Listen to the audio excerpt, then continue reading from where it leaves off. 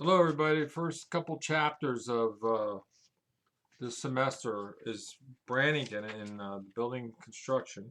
They should be in the fifth edition. I'm going to repeat, fifth edition. I haven't switched to the new one, just the fifth edition. The first thing Brannigan talks about in chapter one is how the language has to change in the fire service, or the slang has gone away. And one of the things that is really important and impressing is the fact that you have to have pre-planning analysis, and that's really key with the new CAD systems that we have available today. More than anything else, pre-fire analysis is really key in what we do. So in chapter one on page 4 and 5, he talks about a pre-fire planning analysis. The other thing is we have to go on and page 6 to look at the fact that be prepared for the unexpected in buildings. Study the fire reports that you might have had on those buildings. And what do we need to do next? So chapter 1 is basically opening your eyes of what's going on. We move into chapter 2 and we talk about the terms of construction: gravity, loads, stress, strain, compression, torsion, tension, and shear forces against the building, and how a building comes together, what a dead load is, what a live load is. Basically, on page 15, you start looking at the fact that you have the NFP 5000 construction and safety code table. Talks a little bit about what you can uh, look at loading and as far as office space and computer use. And it goes on in pages 15, 16, and 17, and then 18. Additional live loads are discussed on page 19 and the structural framing that's going on. What impact loads are, basically um, how impact loads and terrorism have a uniqueness to each other, and how people look at that with the World Trade Center planes crashing into the building. What really happened at that time? It kind of gives you a good example of how they looked at the construction of that building at that time. Probably the construction was not a guarded secret, but it is now in a lot of buildings. And they figured out by crashing a plane into the building what happened to the inner core, which is a tubular type construction.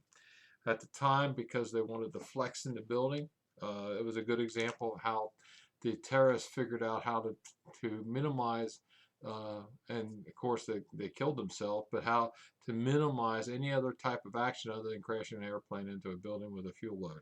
So it goes on to talk about that. If you look at page 22 and 23, kind of gives you an idea of how K bracing is, and imposition loads on page 24 and 25, fire loads on 25 and 26, and goes on to 27, and the safety factors and composite load. I'll draw your attention on page 29. We talk about beams and how they carry the load and the span of the load on beams. You also have another issue that you're going to run into is that columns, and you'll find out about Euler's law on columns and how that comes into effect still today. Trusses on page 35. The truss is, I'm going to steal Vincent Dunn, who I know from years ago. One of his big thing was don't trust the truss, and it's a good example of that, why truss fail and under fire conditions.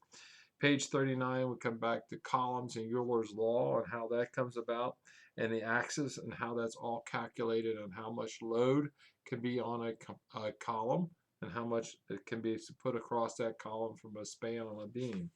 It's a good example. Sometimes everyone thinks the longer the column, the more weight it holds, and in theory, that's not true. It can be different. It all depends on how it's supported. Then we go on to chapter 2. You start looking at cantilever walls. You start looking at the concepts of construction, wall bracing. That I should strongly suggest you take a lot of notes to this chapter, and the failures and connections, foundations, how they all come together. And there's a lot of good pictorial examples of that in chapter 2. But the biggest thing is you got to look at more than anything is how things come about. Chapter 2 in Brannigan's book, there's a lot of things in 53, excuse me, on tactical considerations. And quite frankly, the chapter summary at the end with all the terminology is really important to you all. I would start thinking like you're writing a paper using that terminology. On chapter 3, you start looking at materials and renovations and demolition of stuff, okay? And one of the things I think would be beneficial to you when you start looking at all this is how the seismic loading is on buildings. Now the ADA requirements are now instructed in buildings. What site preparation is, what building plan specifications are today. Most of it's uniform in the Uniform Building Code. The big thing is modular construction that you see now, and more than anything, hazards under building construction. You see a lot of that. On page 73, hazards under building construction renovation, what can happen. Those are the biggest times when we start seeing problems for possible collapse. But at the same time, we start seeing other issues involved, recording structural integrity of a building. Page 74 and 75 addresses those issues. The big thing is, more than anything, is how wood, metal, stone, all that comes together to be good construction material, but how the concrete and the metal and all that comes together, and how glass now is so important in building.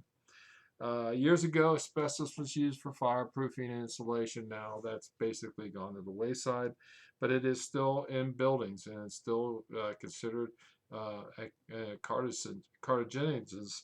And I think the biggest thing you got to look at now, there's synthetic materials being used in place of asbestos for fireproofing, and how that works against steel, and how you, in a high rise, the steel column has to be coated with a fireproofing material so that it doesn't sustain any fire or basically heat against that structure. If you've ever been around a building with a steel construction, you'll see that under fire conditions, steel stretches and elongates and then collapses. Again, you have a lot of terminology in chapter 3 at the end on pages, I would say 87 to 89.